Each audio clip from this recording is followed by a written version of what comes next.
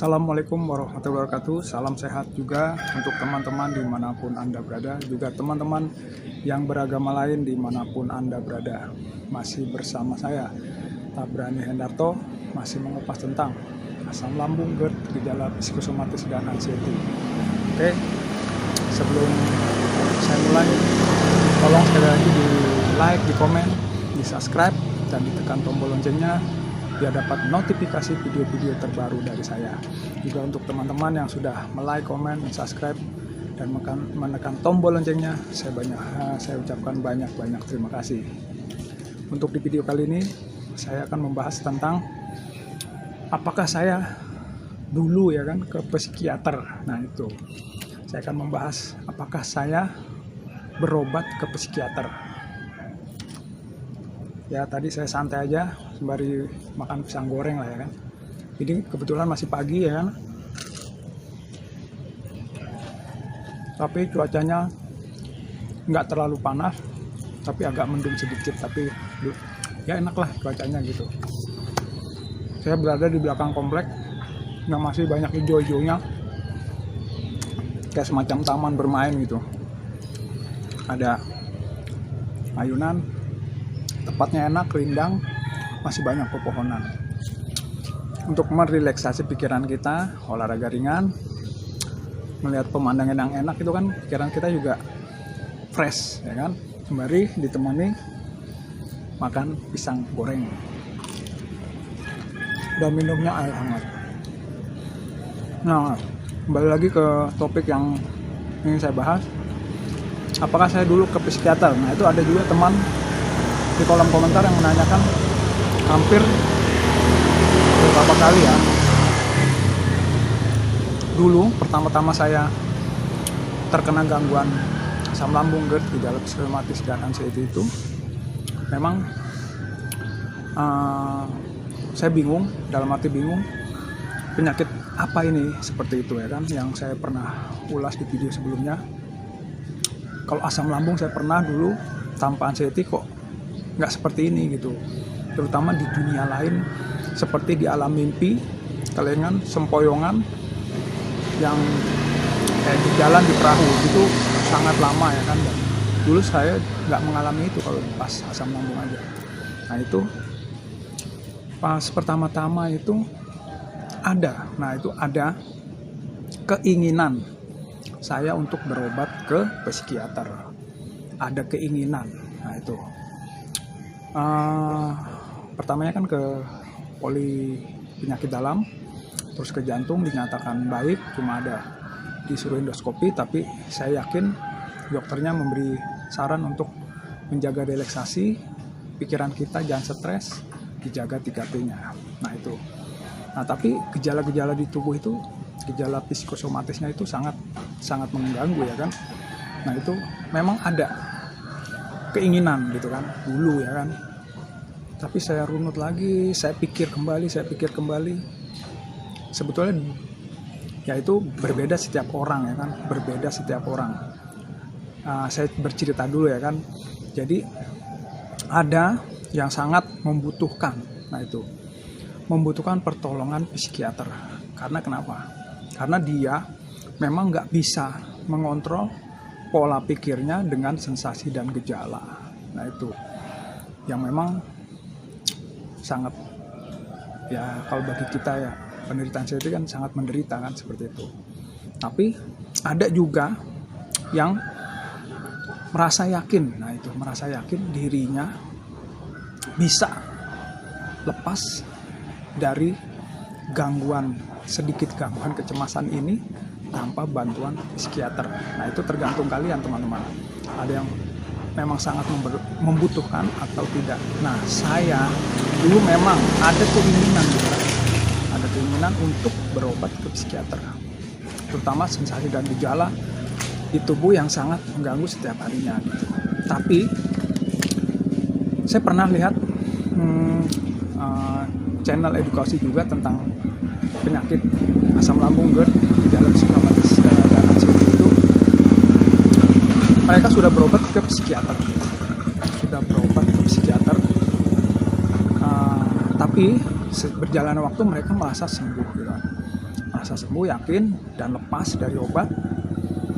Terus mereka beraktivitas normal kembali, tapi mereka tidak siap. Nah, tidak siap dengan menjaga 3P-nya itu. Nah, mereka tidak terlalu menjaga 3P-nya, hidup seperti dulu lagi, akhirnya kambuh lagi. Nah, seperti itu, kambuh lagi. Ada yang berobat kembali ke psikiater dan ada juga yang tidak. Nah, itu kurang lebih seperti itu. Jadi pas mereka nggak mencoba lagi, mereka meyakinkan diri, ya kan, meyakinkan diri saya bisa tanpa perlu bantuan psikiater. Dengan apa? Ya udah, dengan 3P-nya yang dijaga dan terutama pola pikirnya itu.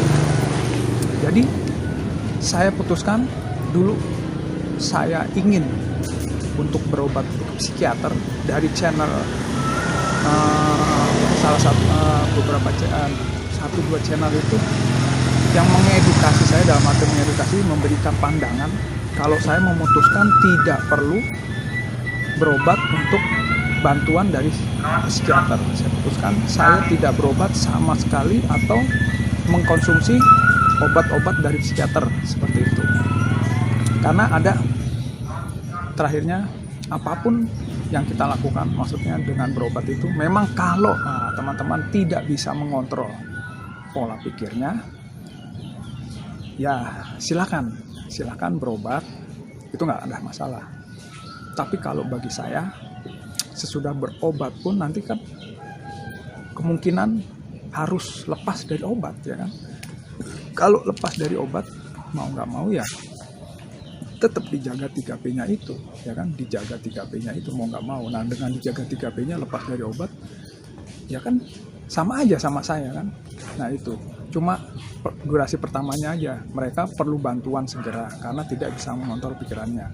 Nah, ada juga yang memutuskan tidak sama sekali memakai atau bantuan psikiater. Nah, itu saya lakukan tanpa bantuan psikiater dan obat-obat dari psikiater. Obatnya ya udah merubah pola pikir, mensugesti diri. Itu obat bagi saya ya, itu sugesti yang paling tepat, murah, dan mengena sekali seperti itu. Jadi saya mensugesti diri saya dengan segala sensasi dan gejala yang ada. Yang penting saya tetap dijaga 3P-nya, terus merubah pola sifatnya. Yang tadinya baper, sensi, terlalu perfeksionis, saya bikin rileks, gembira, ya kan, cari kebahagiaan, laksanakan hobi, ya kan, seperti itu. Terus pola pikirnya ini kawan, yang terakhirnya pola pikirnya, mensugesti diri kalau kita baik-baik saja, ini hanya gangguan yang saya bisa melewatinya, biarpun nggak mudah, perjuangan yang sangat luar biasa, tapi berjalannya waktu. Nah, itu berjalannya waktu, saya dari hari, minggu, bulan, tahun, alhamdulillah semakin membaik, ya kan. Lambungnya sudah membaik, terus tetap dijaga 3P-nya, biarpun misalnya kayak dulu masih ada sensasi dan gejala, saya sugesti selalu pikiran saya setiap harinya, dari bangun hingga mau tidur, ya kan, saya baik-baik saja. Biarpun memang keadaan saya dulu belum sempurna, ya udah saya yakinkan saya akan sembuh, saya akan sehat kembali. Ini hanya halusinasi, sekali lagi halusinasi pikiran kita yang menduga-duga kalau nanti terjadi apa-apa, jangan-jangan, dan alhamdulillah apa yang kita pikirkan, apa yang saya pikirkan itu tidak terjadi dengan seizin Allah. Apa yang kita pikirkan seperti mau pingsan, mau mati, terus tidak ada yang menolong di tengah jalan kalau kita jatuh, ya kan, terus ketakutan yang berlebih, misalnya mau mandi takut, mau di keramaian takut, ini saya sendiri, ya kan, di belakang komplek jalan santai, alhamdulillah tidak ada yang terjadi. Nah, makanya saya selalu sugesti. Nah, itu kawan-kawan, kalau saya pribadi lebih baik Anda mensugesti pikiran Anda semua, teman-teman, dalam hal-hal yang positif. Laksanakan hobi, tetap dijaga 3P-nya. Oke, lagi saya tidak berobat ke psikiater atau mengkonsumsi obat dari psikiater. Terus saya cuma madu, terus minum pagi tepung ganyong itu, nanti saya bikin tutorialnya, jaga 3P-nya, durasi makannya panjang, lama-lama airnya kembali normal. Terus yang pedas-pedas ya bolehlah sedikit, tapi jangan berlebihan. Yang berlemak juga sedikit saya, daripada nanti kambuh lagi, kita susah lagi. Lebih baik saya jaga 3P-nya, hidup semangat, pikiran positif, udah. Oke?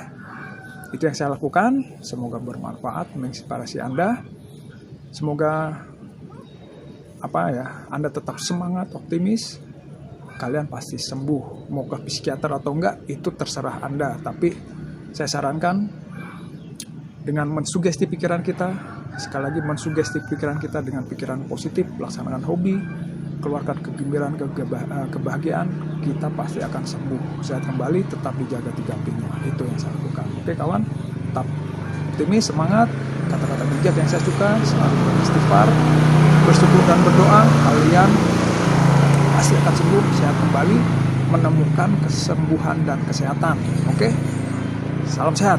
Wassalamualaikum warahmatullahi wabarakatuh.